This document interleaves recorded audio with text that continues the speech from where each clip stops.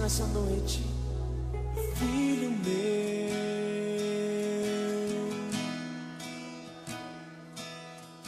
te chamo pelo nome. Nesse mês de abril, como é de conhecimento de vocês, tenho certeza que vocês estão gostando disso. Nesse mês de abril, nós estamos trabalhando nessa série chamada Pentecostes, uma história a ser vivida. E o desafio que essa série de mensagem, a proposta de desafio desta série de mensagens é nos levar como igreja e como discípulos de Jesus à maturidade espiritual. Acreditamos que uma igreja madura, espiritualmente falando, é uma igreja em que cada um dos seus membros conhece seus dons. E um discípulo de Jesus maduro, um crente maduro, um cristão maduro, é aquele que não apenas conhece qual é o seu dom, mas que também exerce esse dom e coloca esse dom em prática. Então, nesse mês de abril, nós estamos trabalhando nessa série que visa falar sobre dons, sobre chamado, sobre propósito de vida de Deus para nós.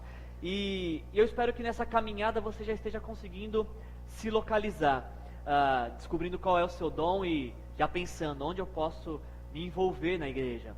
Na primeira mensagem desta série, nós vimos que em Pentecostes, Deus derramou, Deus concedeu o Espírito Santo para os discípulos, e ao conceder o Espírito Santo para cada um dos seus discípulos, Deus capacitou esses discípulos com um dom, pelo menos um dom, para a grande missão, para a grande obra que esses discípulos tinham, que era de proclamar o reino de Deus.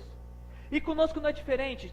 Se você entregou a sua vida para Jesus, se Jesus Cristo já é Senhor e Salvador da sua vida, você tem pelo menos um dom. Um dom pelo menos você tem para colocar à disposição do reino, para colocar à disposição dos seus irmãos. Se você entregou a sua vida para Jesus, você tem pelo menos um dom. Se você chegasse ao término dessa série, concluindo que você não tem dom nenhum, venha conversar comigo e eu vou te apresentar o Evangelho da Salvação para que você possa se converter e entregar a vida para Jesus. Porque quando entregamos a vida para Jesus, automaticamente recebemos o Espírito Santo e um dom. Então, se você não tem dons, é porque você talvez não entregou ainda a vida para Jesus. E ainda há tempo. Jesus te ama e quer ter uma história linda com você. Mas se você porventura já entregou sua vida para Jesus, você tem convicção de que Jesus Cristo é o Senhor e Salvador da sua vida, eu preciso te perguntar então, qual é o seu dom? Para que Deus te chamou? Qual é a capacitação sobrenatural que Ele te deu? Nós fizemos aqui na igreja, no começo do mês, no Café com o Pastor, um teste de dons. E esse teste, ele teve como finalidade apontar para aquele que talvez seja o seu dom. E eu digo apontar, talvez apontar, porque o teste, ele só pode chegar até aí. Ele vai apontar, direcionar, é uma tentativa do que talvez seja o seu dom. Porque nós descobrimos nosso dom de fato quando nós estamos servindo ao Senhor, quando nós estamos à disposição dos nossos irmãos. Você vai descobrir, por exemplo, você vai estar ensinando a Bíblia para alguém, e a pessoa vai falar assim, nossa, eu não entendi nada do que você falou. Mas eu me senti muito encorajado com a sua disposição em me ensinar. Então você vai descobrir, peraí, para ensino talvez seja meu dom, mas encorajamento tem algum sinal. Precisamos estar em atuação, precisamos estar agindo, operando na vida dos nossos irmãos, para saber qual que é o nosso dom. E para facilitar essas mensagens sobre dons, eu dividi em 3 mensagens. Opa, pode passar. Eu dividi em 3 mensagens, seguindo esse versículo de 1 Coríntios 12, de 5 a 7. 1 Coríntios 12, 5 a 7 diz assim: há diferentes tipos de ministérios, mas o Senhor é o mesmo. Há diferentes formas de atuação, mas é o mesmo Deus quem efetua tudo em todos. A cada um, porém, é dada a manifestação do Espírito, visando o bem comum. Pegando essa divisão que Paulo nos apresenta em Corinto, podemos ver que quando Paulo fala em ministérios, ele está apontando para Efésios capítulo 4. Quando ele fala em formas de atuação, ele está apontando para Romanos 12, para a lista de dons, né? E quando ele fala em manifestação do Espírito, está falando em 1 Coríntios 12. Perceba que são 3 listas, cada uma dessas 3 listas estão ligadas a uma pessoa da Trindade. Nós, para facilitar nossa compreensão, então chamamos essa lista de Efésios de fazer, a lista de Romanos de falar e a lista de Coríntios de fluir. E como nós já falamos em falar na semana passada, eu queria junto com vocês nessa noite, eu queria falar com vocês nessa noite então de Efésios, capítulo 4, abra sua Bíblia por favor, vamos lá abrir em Efésios 4, de 1 a 16, Efésios, lá para o finalzinho da Bíblia, passa por Atos, Romanos, 1 Coríntios, 2 Coríntios, você vai chegar em Gálatas, Efésios. Se você está vendo Filipenses, Colossenses ou Apocalipse, você passou bastante. Efésios capítulo 4, versículos de 1 a 16, assim vai nos falar a palavra do Senhor nessa noite em nome de Jesus.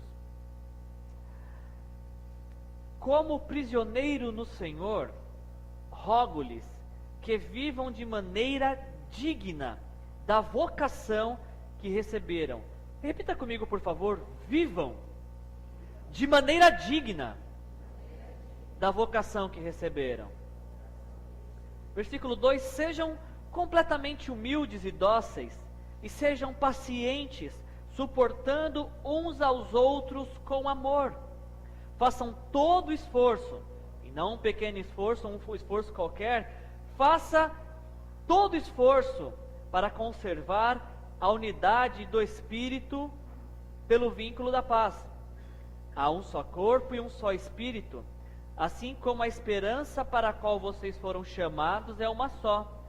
Há um só Senhor, uma só fé, um só batismo, um só Deus e Pai de todos, que é sobre todos, por meio de todos e em todos. E a cada um de nós foi concedida a graça, conforme a medida repartida por Cristo. Repita comigo, por favor. A cada um de nós foi concedida a graça, conforme a medida repartida por Cristo. Versículo 8, para aqueles que creem. Por isso é que foi dito, quando ele, Jesus, ele subiu em triunfo às alturas, levou cativos muitos prisioneiros e deu dons aos homens. Repita comigo: deu dons aos homens. Guarde essa palavra que vai ser importante. Versículo 9: o que significa que ele subiu, senão que também havia descido às profundezas da terra? Aquele que desceu é o mesmo que subiu acima de todos os céus, a fim de encher todas as coisas.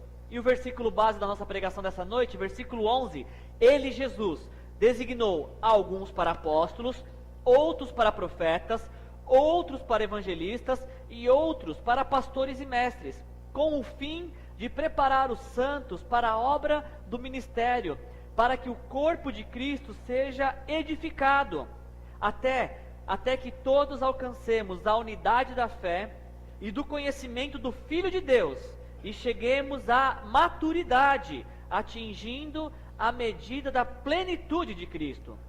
Versículo 14, o propósito é que não sejamos mais como crianças, levados de um lado para o outro pelas ondas, nem jogados para cá e para lá por todo o vento de doutrina e pela astúcia e esperteza de homens que induzem ao erro. E um versículo que você poderia fechar a Bíblia, que você já decorou, que eu acredito em você, eu tenho muita confiança que você já decorou o versículo desse ano, Efésios 4:15. Antes, seguindo a verdade em amor, cresçamos em tudo naquele que é a cabeça, Cristo. E o versículo 16, então dele todo o corpo, ajustado e unido pelo auxílio de todas as juntas, cresce e edifica-se a si mesmo, na medida em que cada parte realiza a sua função. Repita, por favor: na medida em que cada parte realiza a sua função. Qual é a sua função? Qual que é a sua função desse corpo? Paulo começa Efésios capítulo 4 com um versículo que é um tanto quanto intrigante. Ele fala assim: como prisioneiro no Senhor, Paulo estava preso quando escreveu a carta aos nossos irmãos de Éfeso. Como prisioneiro no Senhor, rogo-lhes que vivam de maneira digna da vocação que receberam. Paulo está falando, igreja de Éfeso, eu rogo a vocês, eu suplico a vocês, eu encorajo vocês, eu clamo que vocês vivam de maneira digna da vocação para a qual vocês foram chamados. Quando Paulo fala viver de maneira digna da vocação que nós fomos chamados, ele está pensando que nós devemos, basicamente, ele está falando que nós devemos viver para aquilo que o nosso Senhor Jesus nos chamou. Se Jesus nos chamou para ser dele, vivamos como quem pertence a Ele. Se Jesus nos chamou para uma vida de santidade, vivamos como quem foi chamado para a santidade. Se Jesus nos chamou para um propósito específico, precisamos viver de acordo com os propósitos de Deus. É isso que Paulo está falando. Gente, vocês foram chamados para algo especial. Vocês foram chamados para pertencer a Jesus. Vocês foram chamados para viver em santidade. Vocês foram chamados para cumprir os propósitos de Deus nessa terra. Então vamos lá, gente. Vamos viver dessa forma. Não existe uma outra possibilidade de vivermos, senão desta maneira, viver de maneira digna da vocação que nós recebemos. Vocês acreditam que na igreja de Éfeso tinham pessoas que não viviam de maneira digna, de acordo com a vocação que chamaram? Dá para passar pela sua cabeça alguém que faz parte de uma igreja cristã, que foi chamado para viver em santidade, mas não vive em santidade? Você consegue imaginar isso? Você consegue imaginar alguém que foi chamado com um propósito, mas que não está vivendo os propósitos para os quais foram chamados? Você consegue imaginar a cena de alguém que foi chamado para ser de Jesus, mas vive como alguém que pertence a si próprio? É isso que está acontecendo em Éfeso. É por isso que Paulo escreve essa carta aos nossos irmãos efésios, porque eles não estavam vivendo de maneira digna. E Paulo precisa trazer um grande encorajamento: amados, vivam de maneira digna, de acordo com a vocação que vocês foram chamados. Pode passar, Ti. Passe de novo. A palavra que Paulo usa para rogo-vos é a palavra paracaléu, do grego, que pode ser traduzida também como chamo, convido, exorto e encorajo. Paulo fala: irmãos amados, eu os convido a viverem de maneira digna. Amados irmãos, eu os chamo para viver de maneira digna. Amados irmãos, eu os exorto, os encorajo a viver de maneira digna. Quando eu leio o versículo 1 de Efésios 4, me vem a imagem do apóstolo trazendo um grande grito de convocação. Gente, vamos lá! Vamos lá, gente, viver tudo aquilo para o qual fomos chamados. Vamos lá, gente, vamos viver tudo aquilo para aquilo que Deus nos chamou. Vamos lá, gente, ânimo, vamos viver tudo aquilo para o qual Deus nos chamou. Vivamos de maneira digna da vocação para a qual fomos chamados. Sejamos completamente humildes e dóceis, sejamos pacientes. Gente, vamos suportar uns aos outros. Vamos lá, gente, coragem, eu os encorajo. Vamos lá, vamos suportar uns aos outros. Gente, versículo 3, façam todo o esforço para conservar a unidade do Espírito pelo vínculo da paz. Gente, eu quero encorajar vocês, porque há só um corpo e um só Espírito, assim como a esperança para a qual vocês foram chamados é uma só. Gente, eu encorajo vocês, eu rogo que vocês vivam de maneira digna, porque há um só Senhor, versículo 5, uma só fé, um só batismo. Gente, precisamos viver de maneira digna, porque o versículo 6 diz que um só Deus e Pai de todos, que é sobre todos, por meio de todos e em todos. Por isso precisamos viver de maneira digna. Precisamos viver de maneira digna por causa do versículo 7, que é uma grande responsabilidade. Versículo 7, a cada um de nós foi concedida a graça, conforme a medida repartida por Cristo. E aí o versículo 8 que diz: por isso que foi dito, quando ele, Jesus, quando ele subiu em triunfo às alturas, levou muitos prisioneiros e deu dons aos homens. Precisamos viver de maneira digna, não apenas porque fomos chamados para isso, mas precisamos viver de maneira digna porque nós temos uma grande responsabilidade. A graça de Deus foi repartida entre nós. Eu sozinho não sou tão gracioso, e vocês podem ver isso, mas quando estamos juntos, aí nós somos lindos, somos totalmente graciosos, porque a graça foi repartida. Nós só ficamos graciosos, gracinhas, quando estamos juntos. A graça de Deus foi repartida entre nós, e essa é a importância desse ajuntamento do povo de Deus, para que juntos tenhamos a graça completa em nossas vidas. Precisamos viver de maneira digna porque temos a responsabilidade de um dom, um ou dois ou mais dons que Deus nos deu. E o dom não é algo que eu recebo para mim, é um presente, mas não um presente para mim. O dom que eu recebi é um presente para vocês. E o dom que você recebeu é um presente para mim, para a nossa edificação, para nosso crescimento e amadurecimento na fé. E é por isso que nós precisamos viver de maneira digna. Precisamos arcar com essa nossa responsabilidade de manifestar a graça de Deus na vida dos nossos irmãos. Na semana passada nós falamos sobre formas de atuação baseado naquele texto de Romanos 12. E hoje eu quero falar com vocês sobre formas de servir, que nós vamos chamar nessa noite de ministérios, que é o texto de Efésios que nós lemos, Efésios 4:11. Se formas de atuação que nós vimos semana passada é algo prático, é algo na vida da igreja, é algo do dia a dia da igreja, é algo do nosso dia a dia, ministérios é uma forma de organização da igreja, é uma maneira de estruturarmos a igreja do Senhor.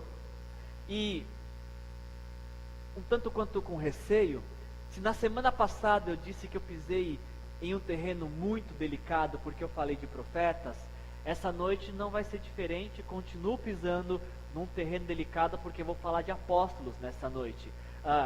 Temos ouvido bastante coisa sobre apóstolos nos nossos dias, mas eu vou falar mais para frente sobre apóstolos. Porque antes de falar sobre apóstolos, profetas, evangelistas, pastores e mestres, eu preciso novamente com vocês estabelecer 3 pilares da nossa mensagem nesta noite. Eu vou dar 3 bases que nos servirão para sustentar essa mensagem. A primeira base que eu quero dar para vocês, quando nós estamos falando de Efésios, capítulo 4, não estamos falando de graus, professores de português estão corretos, né, professora aqui presente, né, graus. Quando falamos de Efésios 4, não estamos falando de graus de hierarquia na igreja. Como se, por exemplo, você começasse como pastor, pastor é o cargo mais baixo que alguém pode chegar, ou o primeiro cargo, e aí você vai sendo promovido, aliás, o mais baixo é o mestre. Você começa como mestre, aí você ganha uma promoção, vai para pastor, bela promoção, aí depois você é promovido, vai para evangelista, depois você vai para profeta, aí você tá bacana. E aí a última promoção, o cargo máximo que você pode chegar na igreja é apóstolo. Não é isso que Efésios 4 está falando. Efésios capítulo 4 não fala de grau de hierarquia ou de autoridade dentro da igreja. Repita comigo, por favor. Efésios capítulo 4 não fala de hierarquia. Primeira coisa que você tem que decorar para entender essa mensagem. Segunda coisa que você tem que aprender, que é pilar dessa mensagem, que é a base dessa mensagem, é que Efésios capítulo 4 está falando de chamados específicos para funções específicas. O que significa que nem todos seremos apóstolos, nem todos seremos profetas, nem todos seremos evangelistas, nem todos seremos pastores e nem todos seremos mestres. Eu não sou nenhum desses 5, o que vai acontecer? Vou morrer um dia, mas não por conta disso. Pode ser que você não seja chamado para essas funções específicas no corpo de Cristo, mas não significa que você não tenha dons. Efésios capítulo 4 fala de funções específicas. Repita comigo, por favor, Efésios capítulo 4 fala de funções específicas. Essa é a segunda base.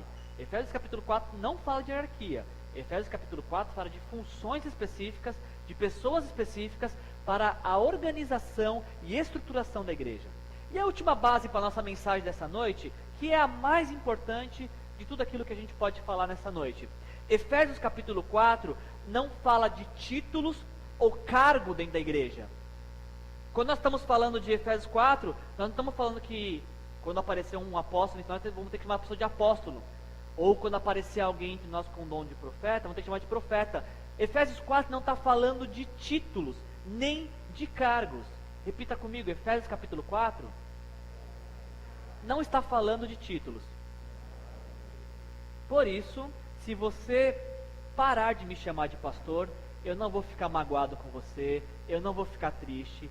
Se você parar de me chamar de Senhor, eu vou dar um glória a Deus bem alto, eu vou ficar feliz da vida, porque com 22 anos não dá para chamar ninguém de Senhor, né? Efésios 4 não está falando de função, não está falando de um cargo na igreja.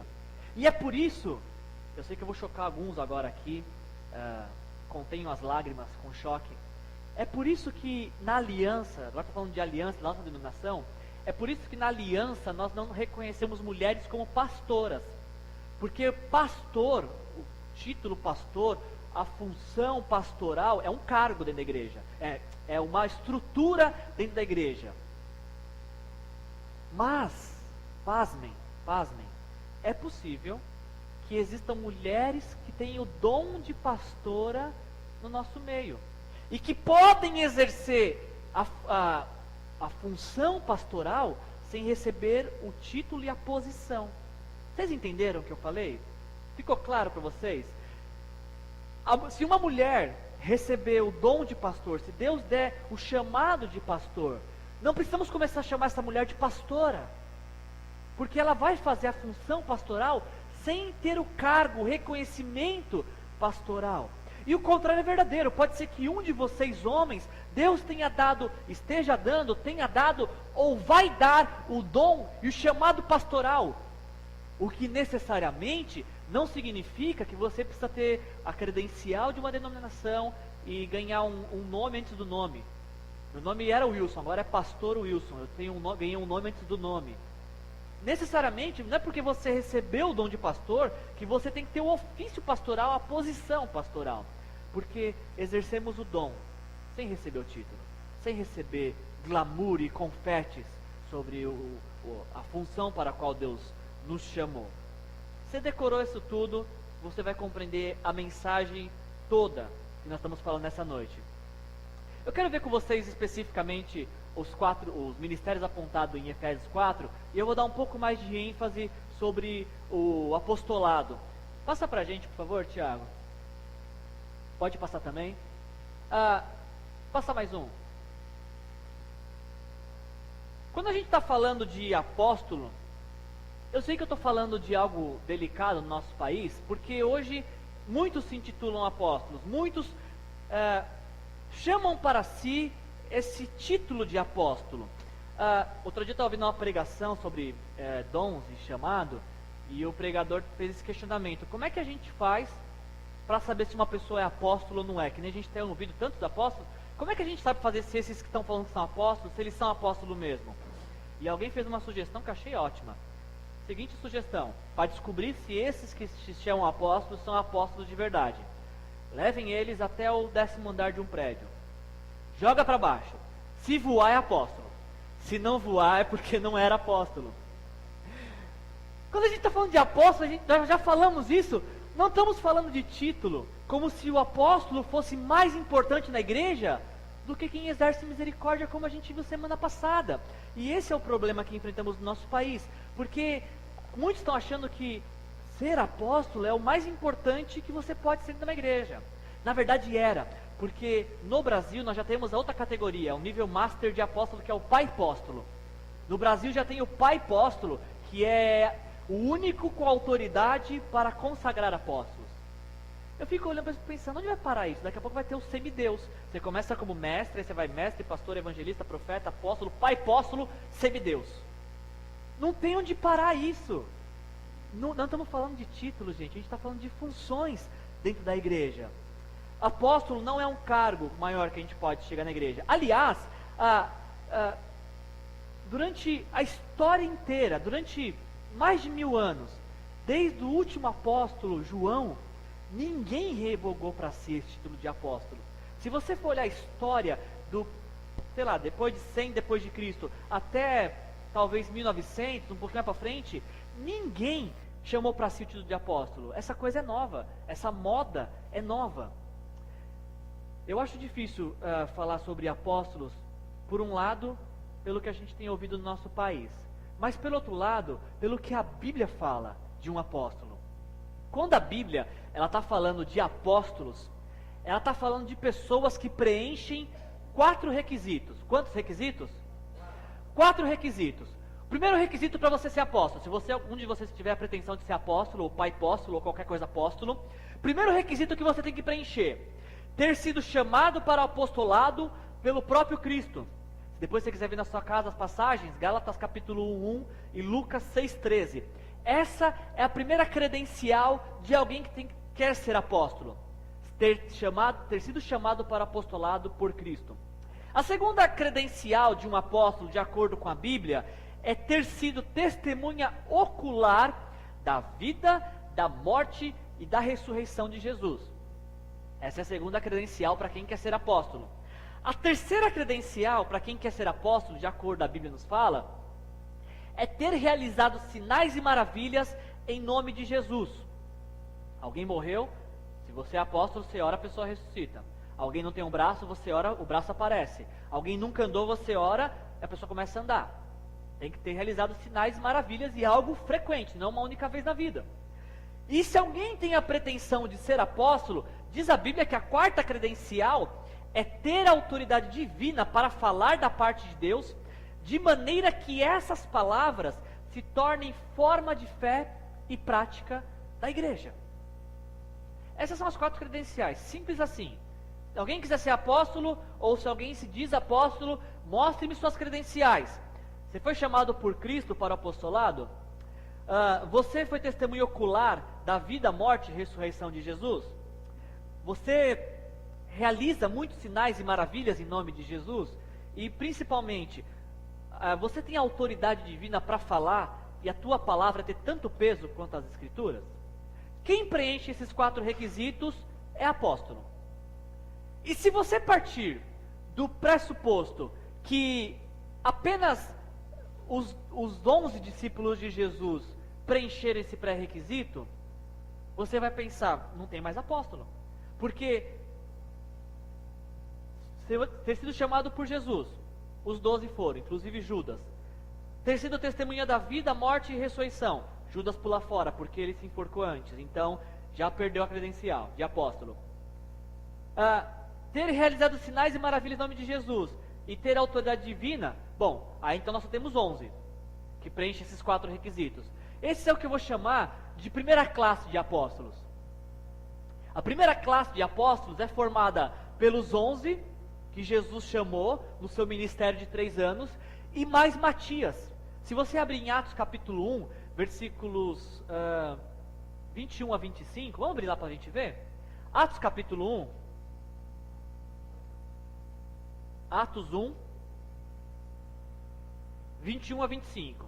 Nós já lemos essa passagem algumas semanas atrás, que é a preparação de Pentecostes. Jesus está 40 dias com os discípulos estão pensando, beleza, Jesus ressuscitou, ele vai anunciar o reino. Jesus fala, nananina não, quem vai anunciar o reino é vocês, e vocês vão receber poder ao descer o Espírito Santo sobre vocês, e vocês serão minhas testemunhas. E os discípulos estão lá olhando para o céu, Jesus subindo, e eles pensando, o que a gente vai fazer? E aí começa o versículo 21, os discípulos sentem a necessidade de que alguém venha compor esse colegiado apostólico. Atos 1, 21. Portanto, diz Pedro, é necessário que escolhamos um dos homens que estiveram conosco, olha os critérios, tá? Escolhemos um dos homens que estiveram conosco durante todo o tempo em que o Senhor Jesus viveu entre nós, desde o batismo de João até o dia em que Jesus foi elevado entre nós às alturas. É preciso que um desses homens seja conosco testemunha da ressurreição. Então indicaram 2 nomes. Tinham mais, mas indicaram 2. José, chamado Barsabas, também conhecido como Justo, e Matias. Depois oraram: Senhor, tu conheces o coração de todos. Mostra-nos qual destes dois tem escolhido para assumir este ministério apostólico que Judas abandonou, indo para o lugar que lhe era devido. Versículo 26, então tiraram sortes, e a sorte caiu sobre Matias. Assim, ele foi acrescentado aos 11 apóstolos. Poderíamos fechar a questão apostólica assim nessa noite. Não existem mais apóstolos. Porque apóstolos que preencheram os 4 requisitos, só os 11 e Matias. E aí encerraríamos a questão. Só que a gente tem um pequeno problema. Pequenininho problema. Atos capítulo 14, versículo 14, Barnabé é chamado de apóstolo. Romanos 16, 7, esse é assustador. Andrônico e Júnias são chamados de apóstolos. E detalhe, Júnias era uma mulher. Gálatas 1,19 fala que Tiago, não o discípulo e apóstolo, mas o irmão de Jesus, que veio a crer depois, também é apóstolo. 1 Coríntios 4, 6 a 9 fala que o Apolo, e nosso querido Sóstenes, também é apóstolo. Não vamos chamar nosso irmão de apóstolo, tá, gente? Por favor. 1 Timóteo 1, 1 e 2, 6 a 7 fala que Silas e Timóteo também são apóstolos. A gente estava pertinho de resolver a questão e aparece esse monte de nome com o título de apóstolo. E aí então a gente vai criar uma segunda classe de apóstolos, que são estes que Paulo fala em 1 Coríntios 15, de 3 a 9, que são como aqueles que nasceram fora do tempo. Essa segunda classe, o único critério que eles não cumprem é que alguns deles não foram testemunhas da vida de Jesus, do ministério da vida de Jesus. Mas muitos deles que a gente citou, foi testemunho da morte, ou pelo menos foi testemunho ocular da ressurreição. Então nós temos duas classes de apóstolos. A primeira classe formada pelos 11 e Matias. A segunda classe por estes que Paulo chama que foram os nascidos fora do tempo. E aí então nós encerraríamos essa questão de apóstolos. Inclusive Paulo em 1 Coríntios 15, ele fala assim: Jesus apareceu para mim por último, como um que nasce fora do tempo. É como se o apóstolo Paulo, penso eu, estivesse falando: eu fui o último, eu fechei a turma da segunda classe, segunda e última classe de apóstolos, depois de mim não tem mais apóstolos. E aí então nós encerraríamos essa conclusão, simples assim, gente. Continuamos com a minha opinião, não existem mais apóstolos, porque Paulo fala que ele fechou a classe. Ele foi o último formando dessa turma de apóstolo e não tem mais apóstolo. E iríamos para casa com essa questão resolvida. Se não fosse Paulo escrever Efésios 4:11, onde ele fala que Deus, que Cristo constituiu alguns dentro da igreja como apóstolos. O próprio Paulo fala isso. Deus constituiu alguns de vocês como apóstolos. Mas isso causa uma confusão, porque vai ter uma terceira classe que não vai preencher esses requisitos. Uma classe que não foi chamada por Cristo para o apostolado, não foi testemunha de nada da vida de Jesus, nem morte, vida, nem ressurreição. Tem uma terceira classe, passa para a gente aí, Ti, uma terceira classe que não tem autoridade para falar no mesmo peso que a palavra de Deus, e tem uma terceira classe que não realiza sinais. Essa terceira classe é a classe que eu vou chamar nessa noite de função apostólica. As duas primeiras classes, elas cumpriram o ofício apostólico. Este sim, tinham o título, o ofício apostólico, tinham a autoridade apostólica. Mas depois de Paulo, penso eu, se encerrou. O que existe em nossos dias é a função apostólica, o papel de uma pessoa que Deus dota com o dom de apostolado para trabalhar na igreja. A palavra apóstolo no grego, ela significa alguém que poderíamos traduzir apóstolo por delegado, mensageiro, alguém enviado com ordens. Isso a gente perdeu. Hoje em dia a gente perdeu esse significado da origem da palavra apóstolo. Porque no significado original do grego, da palavra apóstolo, o apóstolo é um mensageiro. Ele é um simples mensageiro, mas é um mensageiro que leva uma mensagem importantíssima. Quando os reis tinham uma mensagem importante para levar para outro reino, eles entregavam na mão dos seus mensageiros, dos seus apóstolos. De maneira que importante não é o mensageiro, é quem envia. O valor não está na vida do mensageiro. A honra, a glória não está na vida do mensageiro. De acordo com o original da palavra, a honra, a glória está em quem o enviou e na mensagem que ele carrega. E talvez por isso que o apóstolo Paulo fala em 1 Coríntios capítulo 4, versículo 9, Deus nos colocou a nós, apóstolos, em último lugar. A todo tempo sofremos perigo de morte, perigo na estrada, perigo de vida. Paulo sabia que o ofício apostólico não era algo de glamour para a sua vida, porque ele sabia que nele ele não tinha nada. Ele era um simples mensageiro, um garoto de recado, se a gente pode usar esse termo, porque importante era quem estava enviando, o próprio Deus, o próprio Cristo. Se a gente pudesse simplificar nesta noite a função apostólica dentro da igreja, apóstolo é aquele que é enviado para uma região onde não existe nenhuma igreja. E ele começa ali como um desbravador. Ele chega lá, ele senta no banco da praça e passa alguém, ele fala bom dia, alguém senta, ele começa a conversar, evangelizar, vai na casa dessa pessoa, já evangeliza também e começa a crescer um grupo. Esse é o apóstolo. É alguém que é enviado pela igreja para um lugar onde não existe a presença do evangelho. E ele começa sozinho, desbravando, anunciando a palavra do Senhor, a salvação.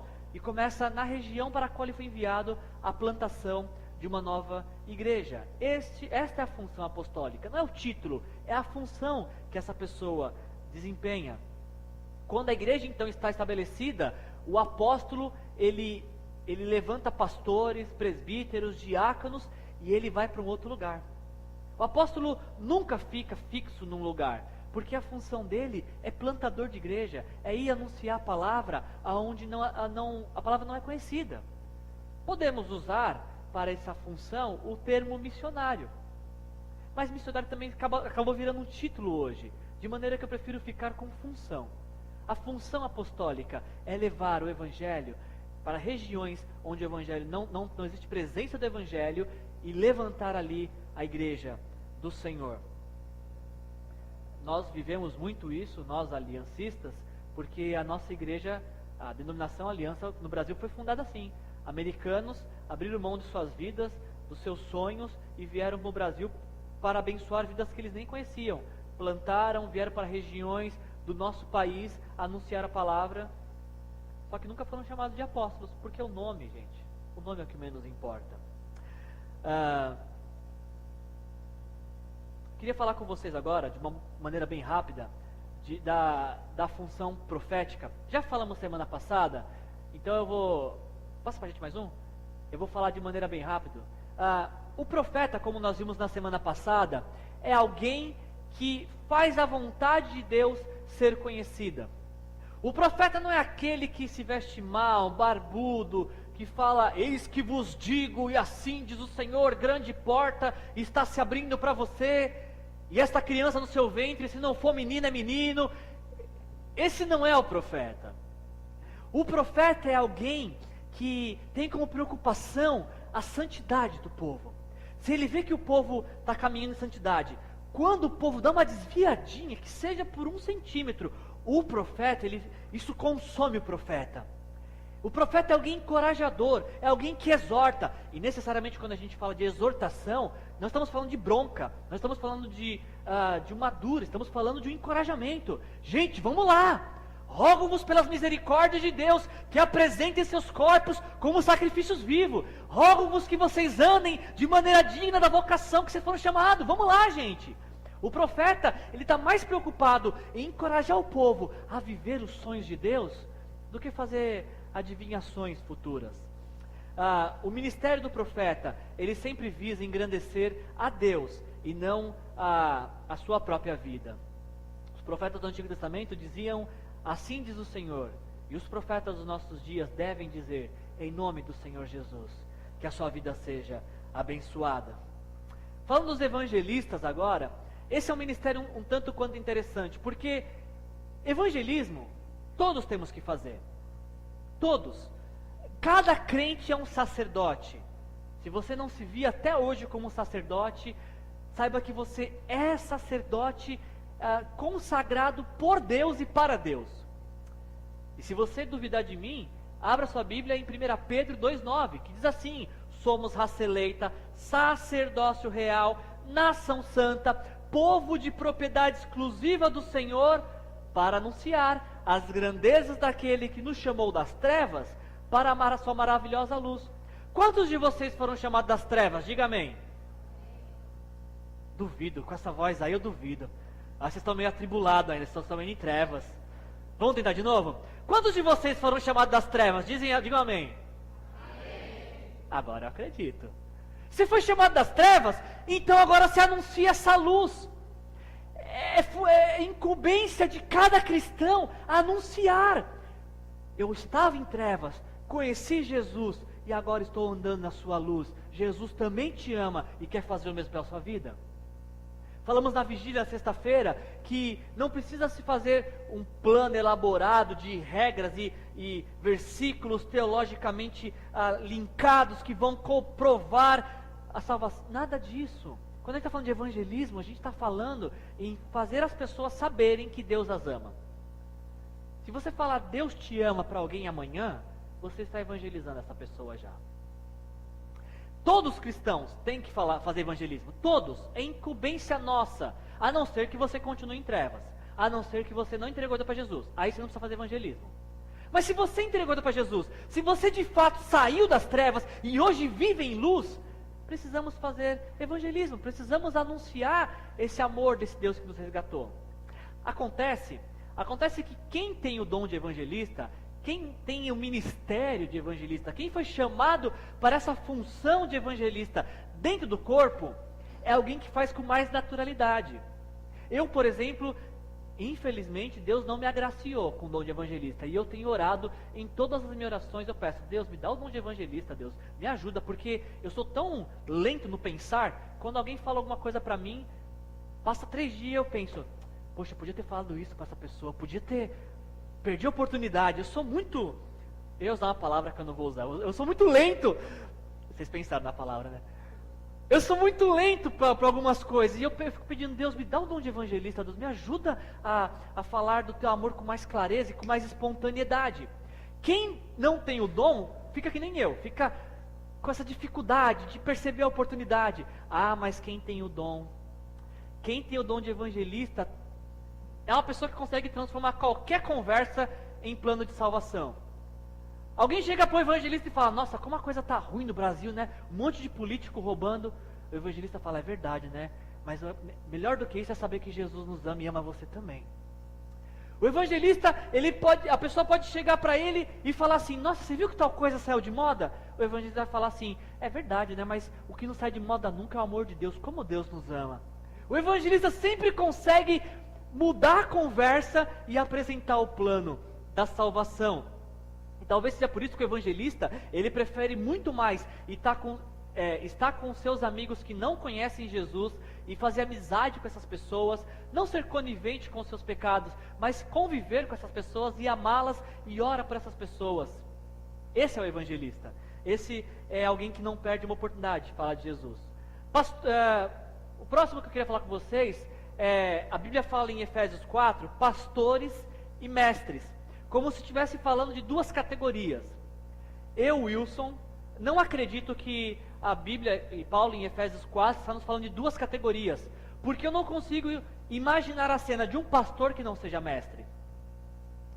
O ofício pastoral, a função pastoral exige que o pastor ensine. Então não consigo contemplar um pastor que não seja mestre. É possível existir um mestre que não seja pastor, mas eu não consigo visualizar um pastor que não seja mestre, porque um dos ofícios pastorais é ensinar. Pastor é alguém que trabalha em dupla jornada. O pastor, ele cuida das pessoas e ele ensina as pessoas como viver a vida cristã. Diga-se de passagem, uma função muito difícil, porque existem muitos que não querem ser cuidados e mais um grupo que não quer ser ensinado. Ou um grupo que quer ser ensinado sem cuidado, ou um grupo que quer cuidado sem ser ensinado. E aí isso causa uma dificuldade no ministério pastoral. Vocês não têm noção disso. E particularmente eu não sei como que alguém pode ensinar sem cuidar e cuidar sem ensinar. Então talvez essa seja a dificuldade pastoral. E talvez, quem sabe, pensando nisso, que o pastor de ovelhas, que tanto vemos as figurinhas com as crianças, seja alguém que tenha na sua mão um cajado, que é aquela vara com a curva, e a vara. Com o cajado, o pastor, ele traz a ovelha para mais perto de si. Se a ovelha cai no buraco, com o cajado que tem a curva, ele vai lá e resgata, porque o pastor precisa do cajado para trazer a ovelha para perto de si. Ah, mas a vara, gente, a vara serve para bater mesmo. A vara, o pastor de ovelha, ele mira na cabeça da ovelha e ele bate na pata. Vem devagarzinho para falar, não é por aí, você está andando no caminho errado. E a ovelha sabichona, como quem diz, eu sei para onde eu estou indo. E o pastor tem que bater com um pouco mais de força com a vara, fala, você não sabe não. E tem umas ovelhas que são insistentes, que acham que sabe, mas até a vara quebrada, tanta da pancada, né? Para que a gente possa entender nessa noite, como é que essa dinâmica de apóstolo, profeta, evangelista, pastor e mestre, como é que funciona isso? Para você entender a dinâmica, imagine uma construção. A construção talvez seja uma das melhores imagens para se entender como é que esses dons, como é que esses chamados, eles convivem entre si. O apóstolo, numa construção, ele vai ser alguém que vai dizer aonde tem que construir. Gente, eu tenho sentido no meu coração, nas minhas orações, Deus tem falado que a gente tem que construir lá. O profeta vai falar, apóstolo, sentido mel no meu coração, só que a gente tem que fazer assim, assim, assim. O profeta vai falar como ser construído. O apóstolo fala onde, o profeta fala como. O evangelista fala, gente, gostei da ideia, eu vou lá na rua chamar, falar que a gente vai inaugurar um novo prédio. Eu vou avisar todo mundo. Divulgação deixa comigo, eu sou relações públicas. E o pastor e mestre é alguém que vai recepcionar as pessoas e falar, gente, sejam bem-vindos, que bom que vocês estão aqui, como vocês estão bonitas essa noite, é muito bom estar com vocês nessa noite, fiquem mais um pouquinho com a gente, é muito bom poder contar com vocês. É mais ou menos assim que esses dons trabalham entre si. Um vai falar aonde, o outro vai falar como, o outro vai divulgar, o outro vai cuidar. É assim que esses ministérios vivem dentro da igreja. E percebam o quanto eles são dependentes, porque se ninguém falar aonde deve ser construído, vai ficar todo mundo perdido. Se ninguém falar como ser construído, como é que é a vontade de Deus para ser construído, vai fazer de qualquer jeito. Se ninguém trouxer as pessoas para encher este lugar, bela construção que não entra ninguém. E se ninguém cuidar, as pessoas que chegarem vão sair do mesmo jeito que entraram. Eu quero concluir a mensagem nessa noite, e como a gente tem falado, para a gente concluir a mensagem, a gente sempre vai trazer um desafio e um alerta. Pode passar, Ti. Passa mais um. Aí. Para concluir a mensagem dessa noite, eu quero trabalhar com um desafio e com um alerta com vocês. E o desafio, nós estamos falando de fazer. Temos um grande desafio de fazer. Quando eu falo em fazer para você, um personagem da Bíblia que estava ocupado com fazer, quem que você pensa? Eu vou contar até 3, você fala bem alto, tá? Quando você pensa em fazer na Bíblia, um personagem agitado no fazer, em quem você pensa? 1, 2, 3.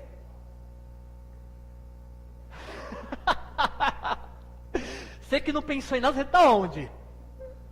Vamos tentar de novo? Mais uma vez. Quando a gente fala de um personagem bíblico agitado, que está fazendo bastante coisas, em quem você pensa? 1, 2, 3. Marta, gente. A abençoada da Marta, gente. Estou vendo que tem pouca gente lendo a Bíblia, hein? Quando a gente fala em fazer na Bíblia, não sei para vocês, mas para mim, vem automaticamente Marta. E diversas pregações já foram faladas aqui. Olha, não podemos ser como Marta, que fica ocupada com fazer, com ativismo. Temos que ser como Maria, com essa cara piedosa, angelical, sentada aos pés de Jesus. Eu ouvi uma pregação que me fez ficar muito triste. Eu fiquei com muito arrependimento. E a partir de hoje eu vou mudar meu diálogo. A partir de hoje eu vou ser um defensor da Marta. Eu vou levantar a bandeira e vou defender a Marta. Porque é muito legal, gente, ficar aos pés de Jesus. É muito bacana você ser Maria e ficar lá aos pés de Jesus, e Jesus, que bom, tá aqui, nossa, que negócio legal esse. É muito legal ser Marta, é Maria, quando você tem uma Marta que está fazendo todas as coisas, aí é bacana. Aí é molezinha ser Maria, quando você tem uma Marta que faz todas as coisas. E se você não vê um agravante aqui, vamos fazer uma dinâmica aqui. Madalena, vamos supor que a Madalena, ela descobre que o prato preferido do pastor dela é feijoada. Peguem a dica, hein? Pesca, presta atenção.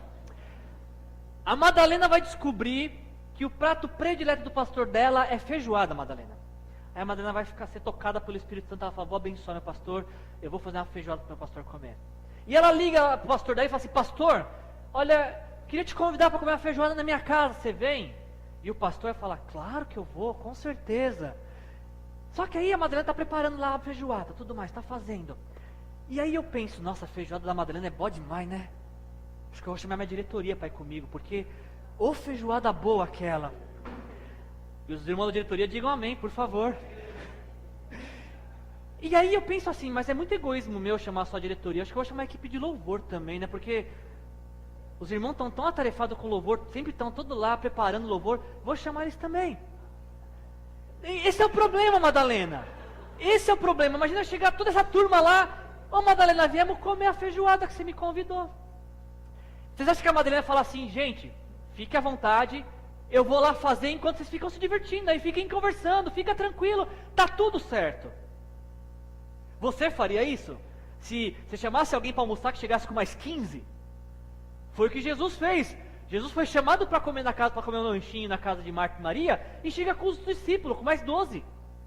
E aí a Marta, preocupada, né? Como é que eu vou alimentar 13 homens, gente? Homem come demais. E começa a pensar numa coisa, e pensa em outra, e coloca mais água no feijão para ver se engana, se dá mais caldo do que substância. E começa a fazer, e a bonitona da Maria lá, olhando Jesus, oh Jesus, como é bom estar aqui, é bom estarmos aqui. É fácil ser Maria, quando você tem uma Marta que faz tudo por você. É fácil ser Maria, quando no sábado tem uma equipe que se dedica para ensaiar músicas. É fácil ser Maria e chegar e sentar no lugar que você quiser, quando chegou alguém antes e arrumou as cadeiras. É fácil ser Maria, de chegar no lugar e ter a sensação de limpeza, porque alguém veio antes limpar para que você possa sujar. É fácil demais ser Maria. É muito fácil ser Maria. Quando Jesus fala para Marta que uma coisa importante, naquele texto de Lucas 10, se não estiver enganado, ele não está falando que o servir não era importante. Ele estava falando que ouvir as suas palavras é mais importante do que servir. Mas o servir não é errado. Pelo contrário. Vamos fazer um teste? Semana que vem é a equipe do louvor que vai limpar. Então a equipe do louvor não vai limpar a igreja, os banheiros vão ficar sujos, e quem está chegando mais cedo para colocar cadeira, não coloque, tá gente? Vocês que cheguem mais cedo, não coloque cadeira, deixa para aqueles que estão chegando por último colocar. Vamos fazer esse teste para ver como é que funciona? Como é que vocês acham que seria a igreja? Percebe como que é fácil ser Maria quando você tem um monte de Marta trabalhando por você? Aí é fácil. O errado não é fazer, gente. O errado é quando o fazer se torna mais importante. Aí é que está errado. Para fazer, para ser apóstolo, para ser profeta, para ser evangelista, para ser pastor, para ser mestre, esses ministérios são alimentados pela palavra de Deus, por inspiração divina, por moveres do Espírito Santo.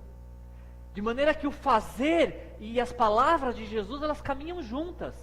Esse é o grande desafio do fazer. Perdoe minha redundância, mas fazer com que o fazer e as palavras de Jesus se unam. Esse é o desafio. E falando do alerta dessa mensagem, o apóstolo Paulo, se vocês estiverem com o texto de Efésios aberto, Paulo nos ensina que Cristo concede pessoas especiais com funções especiais para a igreja. Versículo 12, o que Cristo tinha na cabeça? Por que Cristo foi conceder uns para apóstolos, profetas, evangelistas, pastor e mestre? Qual a finalidade? Versículo 12, com o fim de preparar os santos. Para quê? Aliás, preparar já é uma finalidade. Se existem pastores, apóstolos, profetas, mestres e evangelistas, é preparar você, preparar a sua vida, encorajar você. E não só preparar para viver, mas preparar também para a obra do ministério. Preparar você para a obra do ministério para que o corpo de Cristo seja edificado.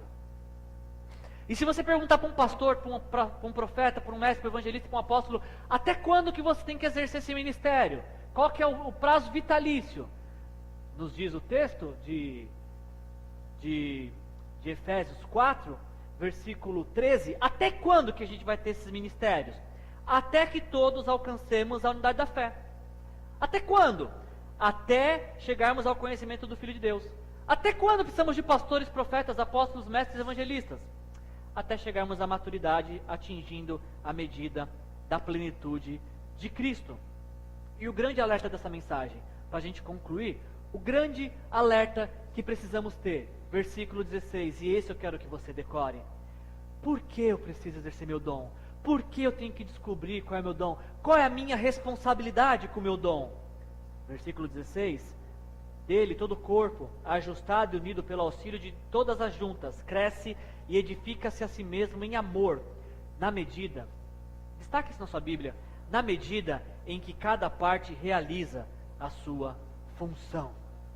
Paulo encerra essa parte dizendo que o corpo só cresce, só chegamos à maturidade, só chegamos ao conhecimento na medida que cada um faz sua função. De maneira que, se eu não estiver sendo precipitado na minha lógica, se você não realizar sua função, não chegaremos ao conhecimento do Filho de Deus, não chegaremos à unidade da fé, não chegaremos à maturidade. Esse é o grande alerta dessa mensagem, cada um fazer a sua função. Dons são capacitações sobrenaturais para a obra do ministério. Dons são ferramentas que nos são dadas por Deus para construir o caráter de Cristo nas pessoas. Dons são responsabilidades que temos com a vida de muitos. Chegando na sua casa, pense, eu tenho uma responsabilidade com a pessoa que você está do meu lado hoje. Exercer meu dom na vida dela. Que Deus nos encoraje e nos ajude a fazer assim em nome de Jesus. Amém?